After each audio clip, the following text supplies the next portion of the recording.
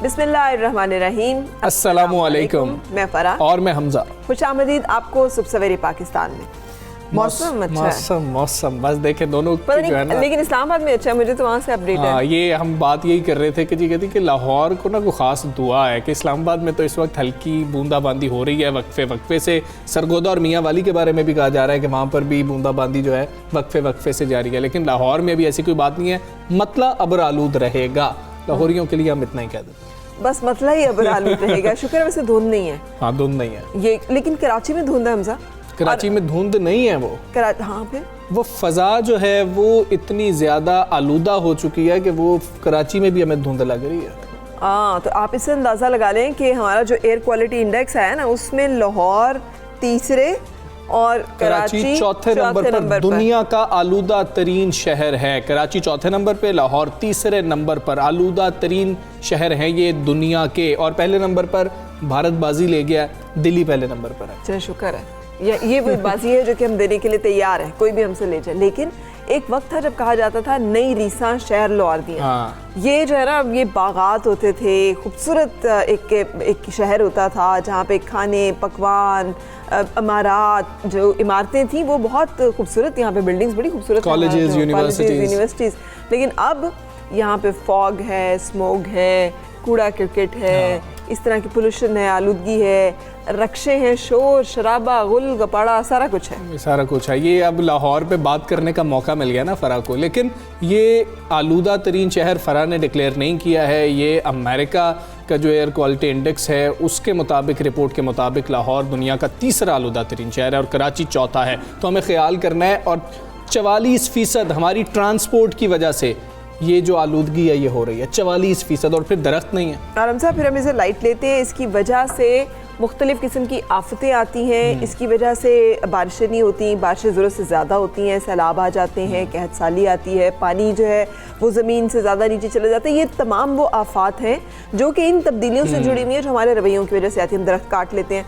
मैंने बहुत सारे ऐसे इलाकों में देखे, चूँकि मैं इस्लामाबाद में रहती हूँ ना, तो वहाँ पर शामलाट का कॉन्सेप्ट है, यानी आपकी ज़मीन है, उसके साथ पहाड़ है, जंगलात हैं, जंगलात को भी बेदरे काटते चले जाते हैं। और जितने कागज़ों पे जंगलात मौजूद है, पिछले दिनों तो कोर्ट में भी ये कहा गया, चीफ जस्टिस साहब के भी रिमार्क सही थे कि जंगलात पूरा पाकिस्तान जो है ना, कागज़ों पे देखें तो जंगलात है आधे से ज़्यादा, लेकिन अगर आप मौके पे जाके देखें और वहाँ पे देखें तो चोरी की गई है लकड़ी। हम सब ने अपना हिस्सा जो है भरपूर डाला है इस तबाही में। बिल्कुल ऐसे ही है। तो ट्रांसपोर्ट जो है कम से कम अपनी गाड़ियों, मोटरसाइकिल, जो भी ट्रांसपोर्ट आपके पास है उसका भी ख्याल कीजिए, इतना ज़्यादा धुआं वो ना छोड़ती हो। सांस की जो बीमारियों में हम मुब्तला हो रहे हैं उसकी बड़ी वजह यही है कि हमारी फ़ज़ा आलूदा है। अच्छा हमजा, थोड़ी सी ओल्ड स्कूल बात कर लीजिए। आप जाएँ ना, फ्लाई करें, लंदन की बात कर, यूके की बात कर लें। जब आप पहुँचते हैं फ़ज़ाई हदूद में और आप नीचे देख सकते हैं, तो आप देखें तो उनकी जो ज़मीनों की बाउंड्रीज़ हैं ना वो दरख्तों की हैं। आपको नज़र आता है कि ये एक पैच ये है और एक पैच जो है वो ये है। और मुझे याद है कि एक ज़माना था हमारे बचपन में भी बन्नों पे दरख्त लगाने का बड़ा कॉन्सेप्ट था, बहुत ज़्यादा, और उसके साथ जो है बाउंड्रीज बनाई जाती थी और वो दरख्त फिर आप लगाते थे। फिर आपको पता होता था किसी की शादी करनी है और वो जहेज के लिए वो लकड़ी चाहिए और दरख्त काटना है, तो उसकी जगह दूसरा दरख्त लगाया जाता था। टाली उधर की इस्तेमाल होती थी। एक कल्चर खत्म हो गया। अब आप जाएं तो हमें अपने गाँव देहात में भी दरख्त टाल बहुत, जैसे कहते हैं टामा बहुत दूर दूर के ही मिलते हैं, जो कि एक गलत बात है। बिल्कुल ऐसे ही है। तो ख्याल करें अपने इर्द गिर्द का, अपनी फ़ज़ा का ख्याल करें और माहौल का ख्याल रखें। अब हम टॉप स्टोरीज पर नजर डालते हैं। जो मसीहा तमाम उम्र मरीजों को ऑक्सीजन मास्क पहनाता रहा, खुद उसे चंद घंटे सुकून की ऑक्सीजन नसीब ना हुई। खैबर टीचिंग हस्पताल के खिराज गुल और उन जैसे दर्जनों फ्रंटलाइन हीरोज की कोरोना मरीजों के लिए कुर्बानी सुनहरे हरूफ में लिखी जाएगी।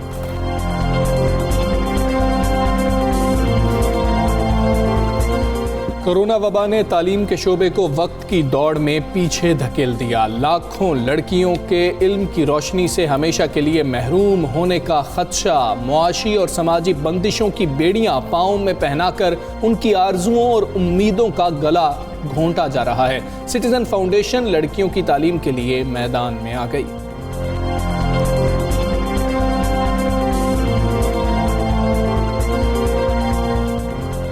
فیصل آباد میں کم سن ملازمہ پر تشدد کرنے والی ملزمہ قانون کے شکنجے میں پھنس گئی۔ 14 روز جوڈیشل ڈیمانڈ پر پولیس کے حوالے کر دیا گیا۔ عدالت نے ملزم کی ضمانت کی دستاویزات بھی طلب کر لی۔ بچی پر سرعام تشدد کی ویڈیو وائرل ہوئی تھی۔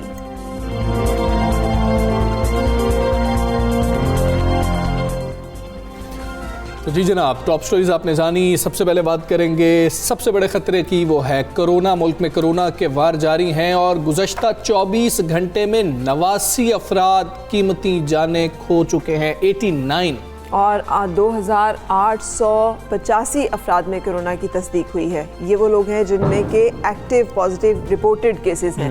سرکاری اعداد و شمار کے مطابق مثبت کیسز کی شرح 9.71% ہو گئی۔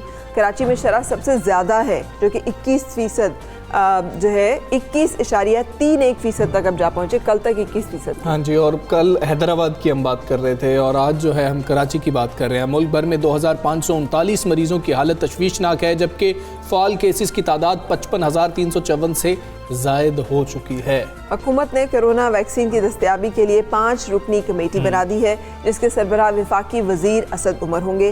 حماد اظہر، فواد چودھری، ڈاکٹر فیصل سلطان اور ثانیہ نشتر کمیٹی کے اراکین میں شامل ہیں۔ اور دوسری طرف وزیر داخلہ اعجاز شاہ نے university of health sciences Lahore میں کرونا سے بچاؤ کی ویکسین لگوا لی ہے۔ اب ویکسین لگوائی جا رہی ہے۔ ہم نے پہلے گورنر پنجاب کو دیکھا، ان کی اہلیہ نے بھی لگوائی، اب ویکسین لگوانے کا جو عمل ہے، اور بڑی اچھی بات ہے کہ وفاقی وزراء جو ہیں، جو سیاستدان ہیں، وہ سامنے آ رہے ہیں تاکہ لوگ بھی موٹیویٹ ہو سکے۔ اور مسلم لیگ نون نے جو ہے لاہور میں کرونا SOPs کی دھجیاں اڑا دی ہیں۔ اگر آپ لاہور کے رہائشی ہیں تو کل اگر آپ سفر بھی کر رہے تھے تو آپ کو بڑی مشکلات کا سامنا کرنا پڑا ہوگا۔ کورونا کی شدید لہر کے باوجود مسلم لیگ نون کی نائب صدر مریم نواز نے لاہور میں ریلی نکالی۔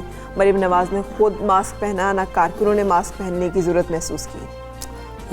نون لیگ نے جوہر ٹاؤن میں سوشل میڈیا کنونشن بھی کیا، جس میں کرونا SOPs کو نظر انداز کیا گیا ہے۔ کافی بڑی تعداد میں ریلی میں لوگ موجود تھے، مختلف اس کے پوائنٹس رکھے گئے تھے اور وہاں پر ایسے ہی تھا، سٹیج پر زیادہ سارے لوگ تھے اور خیال نہیں کیا جا رہا تھا۔ کل ہم نے آپ کے ساتھ ایک خبر شیئر کی تھی، وہ یہ تھی خیبر ٹیچنگ ہسپتال میں آکسیجن ختم ہو گئی تھی، اور اس سے بھی افسوسناک ایک بات کہ جب ہمیں وہاں پر ایک شخص کا معلوم ہوا کہ وہ انتقال کر گئے اور وہ کیسا ہیرا آدمی تھا، وہ آج ہم آپ سے شیئر کر رہے ہیں۔ بالکل، ایک اور ہیرا بھی تھا وہاں پہ جس کا ذکر نہیں ہو رہا۔ وہ ایک ڈاکٹر ہے جس کا نام ڈاکٹر ساجد کہا جا رہا ہے۔ کہتے ہیں کہ بہت سارے جب پتہ چلا، اور یہ ینگ ڈاکٹرز کا جو وہاں پہ صدر ہیں، جب انہیں پتہ چلا نا کہ یہ صورتحال ہے، تو حمزہ کچھ ایسی ڈیوائسز بھی ہوتی ہیں جنہیں ہاتھ سے آپ آپریٹ کر سکتے ہیں۔ لوگ ٹرینڈ بھی نہیں تھے اس کے لیے، تو انہوں نے وہاں موقع پہ پہنچ کے کچھ لوگوں کی جان ہو سکتا ہے ایسے بچائی جا چکی ہو، بچائی جا سکی ہو۔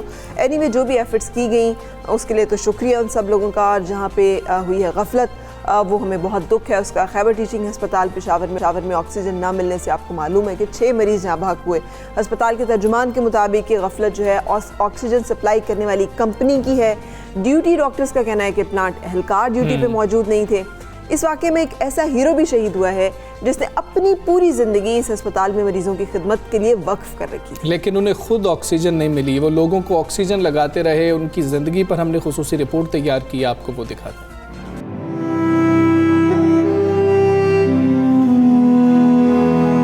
یہ تصویر ہے پشاور پلوسی کے خیراز گل کی، جنہوں نے اپنی زندگی کے 35 قیمتی سال خیبر ٹیچنگ ہسپتال کو دیے۔ یہاں انہوں نے ملازمت نہیں کی بلکہ شدید پریشانی کا شکار مریضوں کو آکسیجن ماسک لگا کر ان کی خدمت کی۔ کب دن نکلتا اور کب رات ڈھل جاتی، خیراز گل ایک مسیحا کی شکل میں جیتے جی مصروف رہے۔ کرونا کی پہلی لہر میں اس مرض سے لڑتے ہوئے آئسولیشن وارڈ میں مریضوں کی خدمت کے دوران خود بھی متاثر ہوئے۔ سخت دن دیکھے مگر ٹھیک ہوتے ہی دوبارہ ڈیوٹی پر اسی حساس وارڈ میں جا کھڑے ہوئے۔ دوسری لہر میں کرونا نے پھر آ دبوچا، لیکن خیراز نے ہار ماننے سے انکار کر دیا۔ یہیں علاج کرانے لگے اور وینٹیلیٹر پر جانے کے باوجود صحت مند ہوتے ہی پھر سے مریضوں کی دیکھ بھال کا عزم دہرانے لگے۔ مگر جس اسپتال میں 1984 سے ان کے ہاتھوں سے ان گنت مریضوں نے شفا پائی، اسی اسپتال میں خیراز کو چند گھنٹے چین سے آکسیجن بھی نصیب نہ ہوئی۔ اس خاموش ہیرو کی ریٹائرمنٹ میں صرف 5 سال باقی تھے۔ اہل خانہ شکوہ کرتے نظر آئے کہ اسپتال کے کسی اعلیٰ افسر یا حکومتی عہدیدار نے ان کا پوچھا تک نہیں۔ کوئی شخص کسی دوسرے شخص کو اپنی زندگی سے بڑھ کر اور کیا دے سکتا ہے؟ خیراز گل جیسے بہت سے خاموش مسیحا دن رات قاتل کرونا کے خلاف فرنٹ لائن پر لڑ رہے ہیں۔ اگر ہم ان کے لیے کچھ نہیں کر سکتے تو کم از کم کرونا سے بچنے اور دوسروں کو بچانے کے لیے احتیاط ضرور کر سکتے ہیں۔ یہ ہے وہ افسوسناک بات جو کہ ہم نے آپ کے ساتھ شیئر کی کہ یہ حقیقت اور یہ سچائی ہے۔ اگر یہ ہمارے ہی ملک میں، ہمارے ہی ایک ہسپتال میں یہ ہوا ہے، یہ ہو رہا ہے، اور یہ خدا نخواستہ ہونے کے امکانات ہیں، اگر مریض جو ہیں وہ زیادہ ہوں گے تو پھر انہیں طبی سہولیات دینا بڑے بڑے اقوام، بڑے بڑے جو ممالک ہیں ان کے بس میں نہیں ہے۔ پاکستان میں تو پھر وسائل محدود۔ اور حیرت یہ ہے کہ یہ ہیلتھ ایمرجنسی کے دوران ہو رہا ہے، اس وقت ایمرجنسی ہے ہسپتالوں میں کرونا کی وجہ سے، اور پھر بھی یہ حالات ہیں۔ ہم خیراز گل صاحب کے بیٹے سے ہم نے رابطہ کرنے کی کوشش کی، وہ ہمارے ساتھ اس وقت موجود ہیں، کاشف اللہ۔ کاشف السلام علیکم۔ کاشف، جتنا بھی آپ کے ساتھ ہم تعزیت کر لیں، آپ کا جو نقصان ہوا وہ پورا نہیں ہو سکتا، یہ پورے پاکستان کا نقصان ہے۔ آپ کے والد نے جس ہسپتال میں تقریباً 35 سال مریضوں کی خدمت کی، اسی ہسپتال میں انہیں آکسیجن نہیں ملی۔ بتائیے گا، آپ کے والد صاحب کب سے خیبر ٹیچنگ ہسپتال میں تھے؟ السلام علیکم۔ میرا ابو تقریباً 35 سال سے یہاں پر سروس کر رہے تھے، اور وہ ہر ایک بندے کی خدمت کر رہے تھے، وہ ڈاکٹر کی، اسٹاف کی، سب کی خدمت کرتے تھے، اور سب کے ساتھ اچھا رویہ تھا۔ لیکن کرونا اس کو ہو گیا، پھر اسپتال میں ایڈمٹ بھی ہو گئے۔ پھر اس میں اس طرح ہوا کہ اس کو آخری ٹائم میں اس کو آکسیجن نہیں ملا تو اس کی وجہ سے وہ یہاں سے چلے گئے اس دنیا سے۔ تو یہ غفلت ہوئی ہے جس کا یہ کام تھا۔ اور کاشف اللہ، یہ بتائیے گا کہ آپ کے والد کو پہلے بھی کرونا ہوا اور اس کے بعد اس وقت وہ ٹھیک ہو گئے، پچھلی لہر کی بات ہے، اس دفعہ پھر انہوں نے وہاں پہ ڈیوٹی خود لگائی، ان کی ڈیوٹی لگائی گئی، انہوں نے کہا نہیں کہ نہیں میں نہیں کام کرنا چاہتا، یہ اتنا سخت ہے، اور پھر اب دوبارہ وہ انفیکشن ہوئی اور زیادہ حالت خراب ہوئی تو وہ داخل ہوئے اسپتال میں، ایسا ہی ہے؟ نہیں، اصل میں اس کو لوگوں کی خدمت کرنا اس کو پسند تھی۔ وہ یہی کہہ رہا کہ میں لوگوں کی خدمت کروں اور لوگوں سے دعا لوں، وہ مجھے دعا دے، تو اس کو اس سے بہت خوشی ملتی تھی، اور وہ اس گھر میں آتا تھا سکون سے، کہتا تھا میں نے اس کی مدد کی یا اس نے مجھے دعا دی ہے، اور وہ بہت خوش ہوا کرتے تھے۔ لیکن اس دوسری لہر میں اس کو کووڈ پازیٹیو آیا۔ جب وہ پازیٹیو آیا تو تقریباً 10 دن بعد، 11 دن بعد اس نے ٹیسٹ دوبارہ دی تو اس کا نیگیٹو آ گیا، کووڈ نیگیٹو ہو گیا۔ پھر اس کا چیسٹ میں کچھ مسئلہ تھا، پھر وہ وینٹیلیٹر پر تھا، وینٹیلیٹر سے وہ آکسیجن پھر ہفتے کے دن اتوار کی رات کی، تو غفلت کی وجہ سے آکسیجن اس کو صحیح طریقے سے نہیں ملا، تو مین سپلائی بند ہو گئی، تو آکسیجن کی وجہ سے وہ چل بسے۔ بالکل ٹھیک۔ کاشف اللہ، یہ بتائیے گا کہ ایک تو آپ کے والد صاحب کی عام دنوں میں روٹین کیا ہوا کرتی تھی، پھر جس وقت وہ بیمار پڑ گئے، ان کو کرونا ہو گیا، اس وقت کیا کسی اعلیٰ افسر نے آپ سے رابطہ کیا، فیملی سے رابطہ کیا، اور اب اس حادثے کے بعد کیا کسی نے رابطہ کیا انتظامیہ میں سے یا پھر اعلیٰ افسران میں سے کسی نے؟ کل ایک بندہ آیا تھا جہانگیر جھگڑا، جو اس نے تعزیت کی ہے، بس صرف یہی کی ہے۔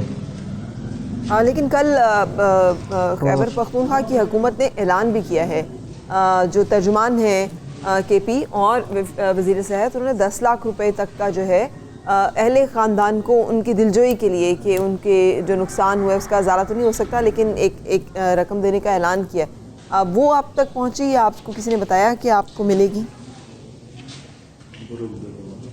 نہیں، اصل میں پیسوں کی بات نہیں ہے، اگر ان پیسوں سے میرے ابو کی جان آ سکتی ہے تو پھر ٹھیک ہے، پیسوں سے تو جان نہیں آ سکتی، پیسوں سے مجھے کیا، اس کی تو پوری زندگی ختم ہو گئی، اس کی بہت ارمان تھے، ہماری بھی اس سے تمنا تھی، وہ ہمارے لیے اتنا سب کچھ کر رہا ہے، جب اس کو سکون کی جب ہم ہمارا ٹائم ہم اس کو سکون دو تو وہ ان لوگوں کی وجہ سے، آکسیجن کی وجہ سے یہاں سے چلے گئے۔ اب اس کا آرام کا ٹائم تھا، جب اس کا آرام کا ٹائم آ گیا تو وہ اس دنیا سے چلے گئے، اس دنیا سے، تو پھر بس غفلت ہوئی ہے اور ان لوگوں کو سزا ملنی چاہیے۔ बस मुझे हुकूमत से यही एक अपील है कि उसको सही तरीके से सजा दी जाए। जी ठीक है। काशिफ, ये बताया जा रहा था कि आप खुद भी शायद तिब के पेशे से वाबस्ता हैं या फैमिली में से कोई और शख्स है जो तिब के पेशे से वाबस्ता है, और कोरोना के ख़िलाफ़ फ्रंट लाइन पर यही लोग, आप लोग हैं, जैसे आपके वालिद साहब थे, वो लोग लड़ रहे थे। हुकूमत को आप क्या कहना चाहेंगे इनके तहफ़्फ़ुज़ के लिए, इनकी हिफाजत के लिए हुकूमत को क्या इक़दाम करने चाहिए?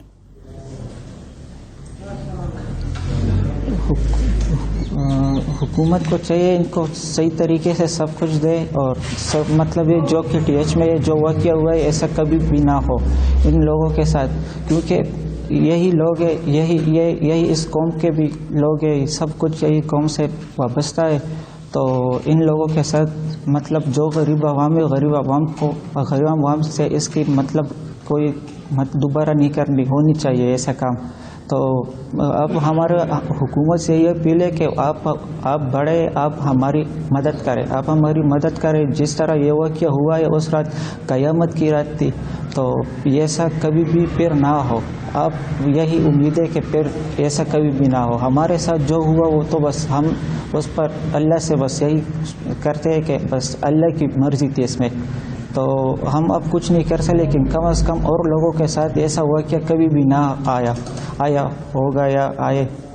तो काशिफ बस ये भी बताइएगा कि आपके वालिद की ड्यूटी जो है वो कोरोना वार्ड में थी, और क्या उनके पास तमाम हिफाजती चीज़ें मौजूद होती थी, जैसे PPE किट्स दी जाती हैं, मास्क ख़ास तौर पे होते हैं, दस्ताने, सैनिटाइज़र्स, ये तमाम चीज़ें वो इस्तेमाल करते थे, जो कि ज़रूरी है कि जो शख्स इतने ख़तरनाक वायरस और वार्ड में काम कर रहा हो उसकी अपनी हिफाजत की तमाम चीज़ें और इंतज़ामात मुकम्मल हों।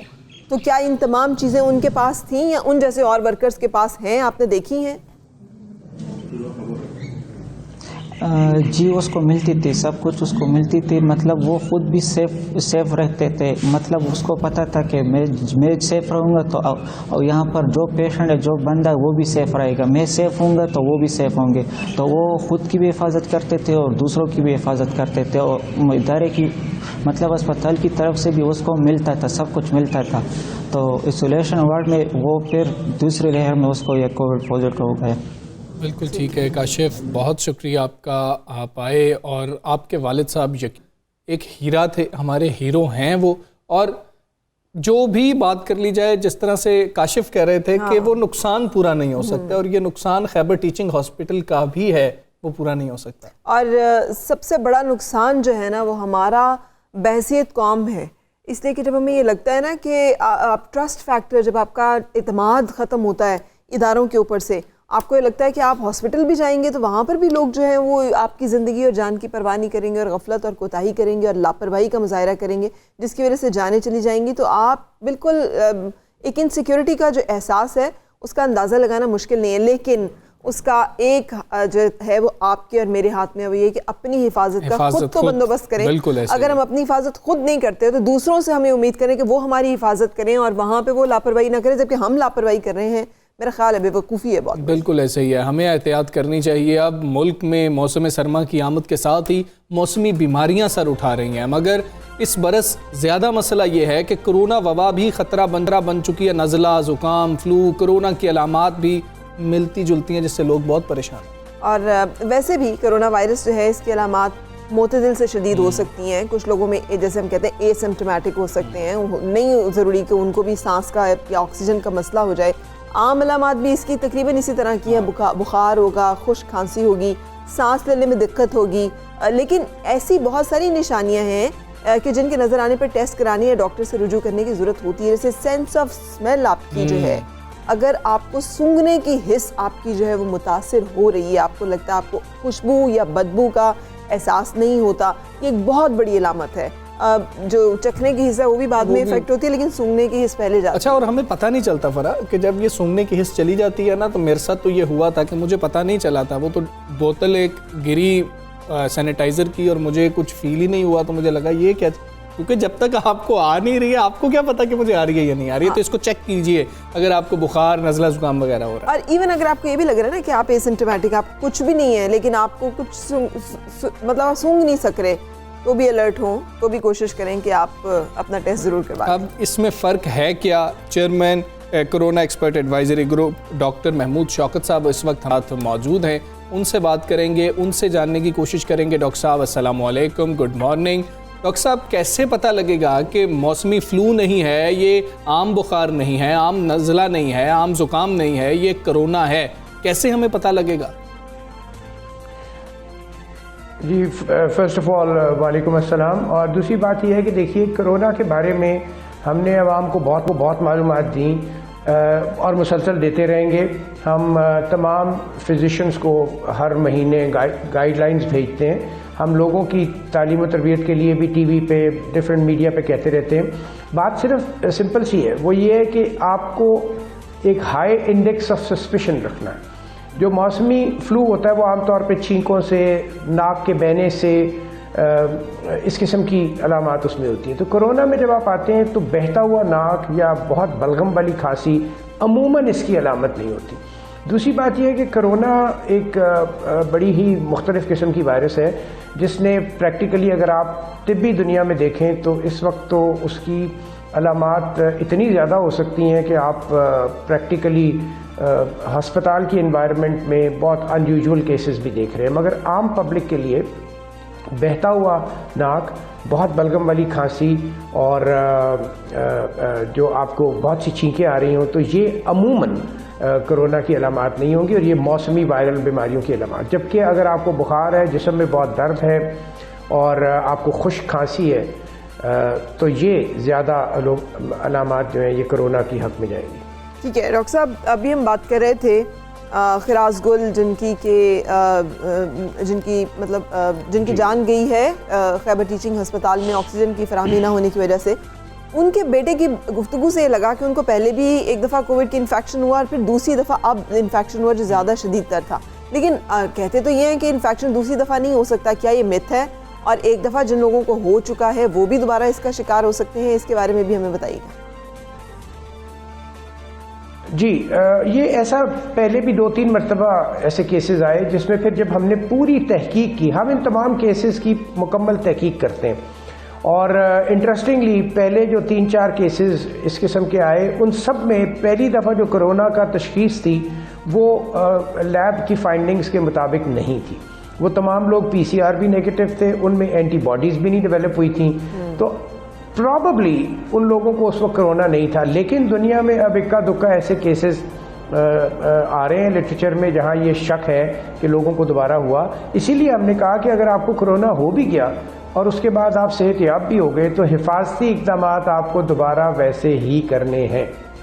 बिल्कुल ठीक डॉक्टर साहब, लेकिन अभी तक कोई साइंटिफिकली हाँ जी प्रूव नहीं है ये बार बार इन्फेक्शन होना। बिल्कुल ठीक डॉक्टर साहब, वैक्सीन लगवाई जा रही है। हमने देखा कि वज़ीर दाखिला ने भी लगवा ली, गवर्नर पंजाब ने भी लगवाई थी वैक्सीन। आप ज़्यादा लोगों को जानते होंगे जिन्होंने लगवाई, वो बता दीजिएगा कि वैक्सीन लगवाने के बाद कुछ अभी तक रिजल्ट सामने आए हैं? क्या लोगों को बुखार हो रहा है? क्या कोई सेहत पर बुरे असरात हो रहे हैं, या अभी तक ऐसा ही है कि वैक्सीन कामयाबी से जो है उसके ट्रायल जारी हैं? देखिए, अभी तो वैक्सीन ट्रायल की फ़ेज़ पे है। ट्रायल के अंदर आपको रिकॉर्ड रखना पड़ता है। पहली बात यह है कि ऐसे आदमी को लगाई जाएगी जिसको एंटीबॉडीज़ ना डेवलप हुई हों, उसके बाद उसको वैक्सीन लगाई जाएगी, फिर उसका PCR किया जाएगा, फिर उसकी वैक्सीन की बाद की एंटीबॉडीज़ की लेवल देखी जाएगी और इस दौरान अगर उसको कोई सिम्टम्स होते हैं तो वो देखे जाएंगे, जिसको साइड इफ़ेक्ट्स कहते हैं। तो ये तो एक ट्रायल की बुनियाद पे लगी जा रही है और इसका रिकॉर्ड पब्लिकली अवेलेबल नहीं होगा क्योंकि ट्रायल्स पहले मुकम्मल किए जाते हैं, फिर उनके सारे रिज़ल्ट देखे जाते हैं और फिर ये तो कोई अगर ज़ाती तौर पे किसी को बता दे कि मुझे वैक्सीन के बाद ये अलामत हुई तो वो एक अलग बात है। लेकिन ट्रायल में जो होता है वो सब कुछ उन्हें जाके उसी आदमी को वापस बताना है जिस अस्पताल से वो वैक्सीन लगवा रहे हैं, क्योंकि ये ट्रायल का पार्ट है, ये वैक्सीनेशन की ड्राइव नहीं है। जी ठीक है डॉक्टर साहब, मैंने देखा है और पर्सनली देखा है कि लोग खौफजदा हैं। वो ये समझते हैं कि अगर वो बता देंगे कि उन्हें कोविड है तो पता नहीं क्या हो जाएगा और उनके साथ उनको पता नहीं कहाँ डाल दिया जाएगा, और वो जैसे एक बहुत सारी कॉन्ट्रोवर्सीज इसके साथ अटैच्ड है। ये फरमाइएगा। और इसकी वजह से होता ये है कि वो फिर घर पे ही इलाज करते रहते हैं, डॉक्टर को नहीं रिपोर्ट करते, और फिर जब वो रिपोर्ट करते हैं तो उस वक्त तक इतनी देर हो चुकी होती है कि शायद उनके लिए कुछ किया नहीं जा सकता। ये बता दीजिएगा, क्या जैसे अलामात ज़ाहिर हो फौरी तौर पे डॉक्टर को बताना होगा? क्या तरीक़ाकार है जो अपनाना चाहिए खुदा न खास्ता किसी शख्स को लगे कि उसको या उसके किसी अहले खाना जानने वाले को कोई मसला कोविड के से रिलेटेड हो रहा है? जी, सबसे अहम बात यह है कि अगर आप किसी कोविड अफेक्टेड मरीज़ की विसिनिटी में रहे हैं, आपके दफ्तर में, आपके घर में, जहां आप जाते आते हैं, वहां किसी को कोविड डायग्नोज हुआ और उसके बाद आपको ऐसी अलामात आने लगी जैसे मैंने बताया, खुश्क खांसी, बुखार और जिस्म में दर्द या डायरिया, तो फिर तो आपको फौरी तौर पे किसी डॉक्टर को रजू कर लेना चाहिए, इसलिए कि आप खुद ये फैसला नहीं कर पाएंगे कि आपको कब इलाज शुरू किया जाए। ये तो एक तिब्बी नौइयत का सवाल है जो एक तिब का माहिर ही आपको बता पाएगा, क्योंकि हमने बहुत सी गाइडलाइंस दी हैं, कुछ टेस्ट करवाने पड़ते हैं जिनको बेसलाइन टेस्ट कहते हैं, फिर उसके बाद उनमें जो तब्दीली आती है उसकी बुनियाद पर आप उसका इलाज का फैसला करते हैं। दूसरी अहम बात यह है कि लोगों को खौफज़दा होने की ज़रूरत नहीं है।